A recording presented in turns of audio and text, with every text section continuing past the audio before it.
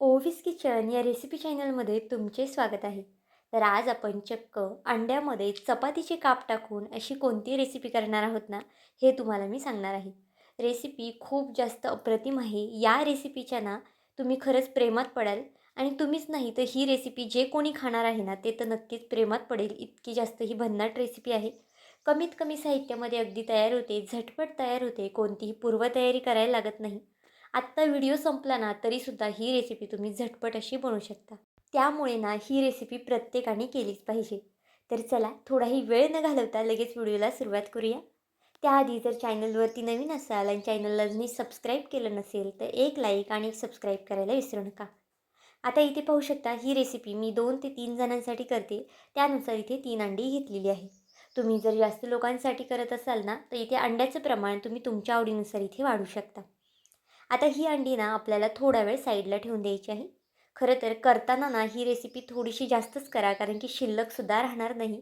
मुलांच्या डब्याला करू शकता, आधीमध्ये खायला करू शकता, जेवणामध्ये करू शकता, कधीही करू शकता अशी ही रेसिपी आहे. आता इथे पाहू शकता मी 2 ताज्या चपात्या घेतल्या आहेत. पण खरं तर शिळ्या चपात्या असतील ना तरीसुद्धा तुम्ही त्या वापरू शकता आणि शिळ्या चपात्या असतील तर उत्तमच, कारण की शिळ्या चपात्या खूप वेळा वाया वगैरे जातात. मग अशा पद्धतीने ही रेसिपी केली ना तर शिळ्या चपात्या वायासुद्धा जाणार नाही आणि अगदी झटपट त्या संपतीलसुद्धा.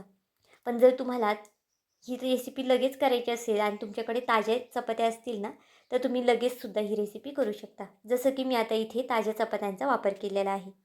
माझ्याकडे 2 चपात्या आहेत. तुम्ही यामध्ये तुमच्या आवडीनुसार कितीही चपात्या यामध्ये घालू शकता. 2 घाला, 3 घाला किंवा मग 4 घातल्या ना तरी चालेल. आता इथे पाहू शकता दोन्ही चपातीचे मी रोल करून घेतले आहेत आणि अशा पद्धतीने त्याचे काप करून घेते.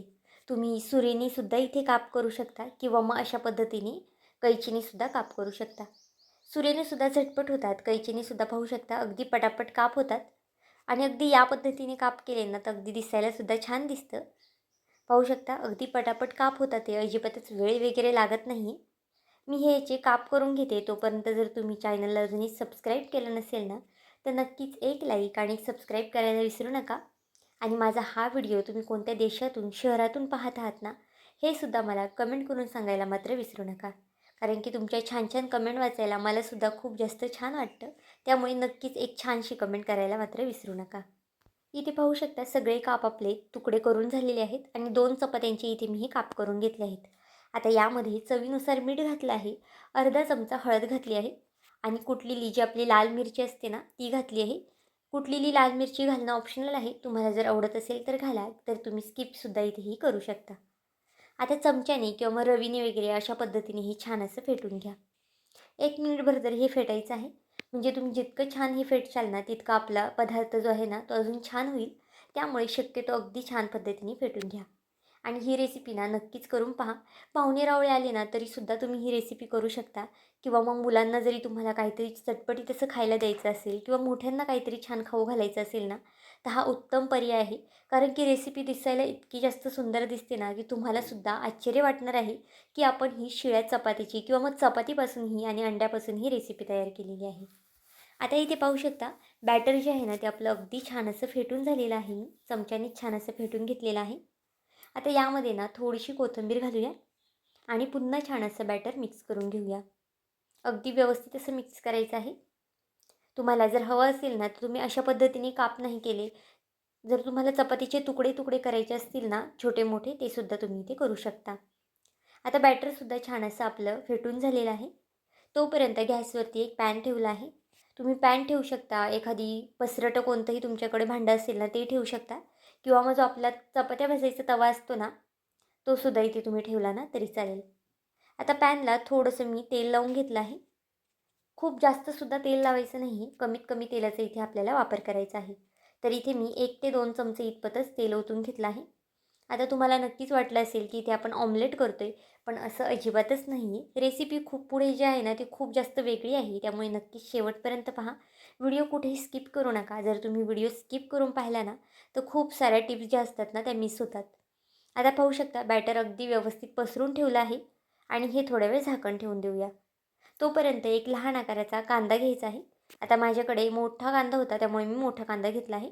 पण जर तुमच्याकडे अजून यापेक्षा लहान कांदा असेल ना, तो कांदा तुम्ही घेतला तरी चालेल. कारण की इथे मी अर्ध्याच कांद्याचा वापर करायचा आहे आपल्याला. जर तुमचा पदार्थ खूप जास्त क्वांटिटीमध्ये असेल ना, तर तुम्ही एक पूर्ण कांदा अशा पद्धतीचा जो मोठा असेल ना, तो घेतला ना तरी चालेल. आता कांद्याचे आपल्याला इथे एका फोडीचे ना 3 भाग करून घ्यायचे आहेत. पाहू शकता अगदी या पद्धतीने आणि त्याच्या अशा पद्धतीने पाकळ्या मोडून घ्यायच्या आहेत, म्हणजेच मोकळ्या करून घ्यायच्या आहेत. बघा अर्ध्याच कांद्याचा इथे मी वापर केलेला आहे. तुम्हाला हवं असेल किंवा तुम्हाला जर कांदा जास्त आवडत असेल, मोठ्यांसाठी तुम्ही करत असेल ना, तर मग एक अख्खा कांदा वापरला ना तरी चालेल. टोमॅटोसुद्धा इथे मी घेतलेला आहे. टोमॅटोच्या ना आपल्याला बिया काढून घ्यायच्या आहेत. अजिबातच टोमॅटोमध्ये बिया वगैरे ठेवायच्या नाहीत.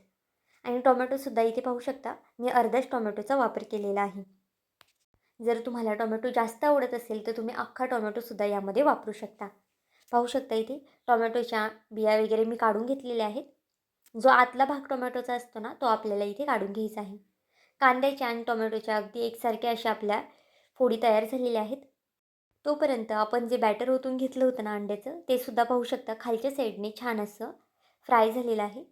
अजिबातच कढईला किंवा पॅनला वगैरे चिटकत नाही, अगदी पटकन निघतं. जर तुमचा तवा वगैरे मोठा असेल किंवा मग हे ऑमलेट खूप जास्त मोठं असेल ना, तर तुम्ही एखादी प्लेट वगैरे घेऊ शकता. त्यामध्ये ते काढून मग उलटी प्लेट टाकून घेऊ शकता. म्हणजे अगदी पटकन हे पलटी करता येईल. आता याला मी ना थोडंसं टोमॅटो केचप लावलं आहे आणि अगदी थोडंसं मेयोनीज घेतलं आहे. तुम्हाला हवं असेल तर तुम्ही शेजवान चटणी लावू शकता किंवा पिझ्झा सॉस वगैरे असेल ना, तो सुद्धा इथे तुम्ही वापरू शकता.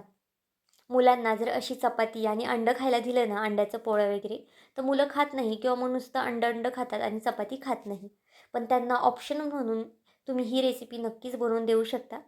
3-4 चपात्या आरामात यामध्ये घाला आणि छान मोठा ऑमलेट करा आणि अशा पद्धतीने त्याचा जो पिझ्झा आहे ना, तो आपण तयार करणार आहोत. नक्कीच मुले मुटक्या मारत खातील आणि जर तसं त्यांना जर तुम्ही चपाती आणि ऑमलेट खायला दिलं ना, तर त्या अजिबातच खाणार नाही. त्यामुळे ही रेसिपी ना खरं तर मुलांसाठी उत्तम आहे. मोठेसुद्धा अगदी आवडीने खातात कारण की रेसिपीज खूप जास्त खायला चटपटीत लागते. पाहू शकता सॉस वगैरे मी इथे छान असं पसरून लावून घेतलेला आहे. तुम्हाला जर यामध्ये अजून दुसरे काही सॉस ॲड करायचे असतील ना, शेजवान चटणी किंवा पिझ्झा सॉस वगैरे, ते सुद्धा तुम्ही ॲड करू शकता. पण माझ्याकडे ना इथे टोमॅटो केचप आणि मेयोनीजच होतं, त्यामुळे मी 2च घातले आहेत. आता चीज वगैरे किसून घेतलं आहे. तुम्हाला जर आवडत असेल तर तुम्ही मॉन्जरेला चीजसुद्धा यामध्ये घालू शकता. आता जे आपण कांद्याचे क्यूब्स करून घेतले होते ना, खापा करून घेतल्या होत्या ना, त्या घालून घेऊया. तुम्हाला जर यामध्ये अजून काही ॲड करायचं असेल, जसं की सिमला मिरची किंवा मग कॉर्न वगैरे जर तुमच्याकडे असेल ना, तर ते सुद्धा तुम्ही घालू शकता. म्हणजे पिझ्झा जो आहे ना, तो दिसायला अगदी छान दिसतो आणि कोणाला कळणारसुद्धा नाही, की आपण हा चपाती आणि अंड्यापासून पिझ्झा तयार केलेला आहे. तुम्हाला नंतर ना पिझ्झा पूर्ण तयार झाला ना, मी दाखवणारच आहे, की आपला पिझ्झा किती छान असा दिसतोय आणि मुलंसुद्धा अगदी मुटक्या मारत खातील, हे मला 100% गॅरंटी आहे. आता बघा पिझ्झा आपला तयार झालेला आहे. यावरती झाकण ठेवून एक वाफ काढून घ्यायची आहे. फक्त 1 मिनिटसाठी मी इथे बघा झाकण ठेवलं आहे. जे आपलं चीज आहे ना, ते फक्त मेल्ट झालं पाहिजे, तितपतच आपल्याला हे झाकण ठेवायचं आहे. खूप जास्तसुद्धा वेळ झाकण ठेवायचं नाही. नाहीतर मग जो पिझ्झा आहे ना, तो खालून करपू वगैरे शकतो. वरून थोडंसं चिली फ्लेक्स घातलं आहे. तुम्हाला हवं असेल तर ऑरिगॅनोसुद्धा घालू शकता. मुलांसाठी करत असाल ना, तर चिली फ्लेक्स वगैरे जास्त घालू नका, कारण की मग थोडंसं तिखट असतं ना, त्यामुळे. आता आपण इथे अंड्याचा आणि चपात्याचा पिझ्झा केलेला आहे, पण पिझ्झासारखा दिसतोय ना, त्यामुळे बघा पिझ्झासारखाच इथे मी कट करत आहे. अगदी दिसायला टेम्प्टिंग दिसत आहे आणि खायलासुद्धा नक्कीच अप्रतिम लागतो. नक्कीच एकदा करून पहा. पोटभरीचासुद्धा आहे आणि पौष्टिकसुद्धा आहे. आपण नेहमी बाहेरून पिझ्झा वगैरे आणतो मुलांसाठी विकत, पण अशा पद्धतीचा पौष्टिक पिझ्झा तुम्ही करून पहा. मुलेसुद्धा अगदी आवडीने खातील. तर आजची ही हेल्दी रेसिपी तुम्हाला कशी वाटली मला हे कमेंट करून नक्की सांगा. आणि चॅनलवरती नवीन असाल तर चॅनलला एक लाईक आणि एक सबस्क्राईब करायला विसरू नका. पुन्हा भेटूया आपण अशाच एका नवीन व्हिडिओमध्ये. तोपर्यंत बाय.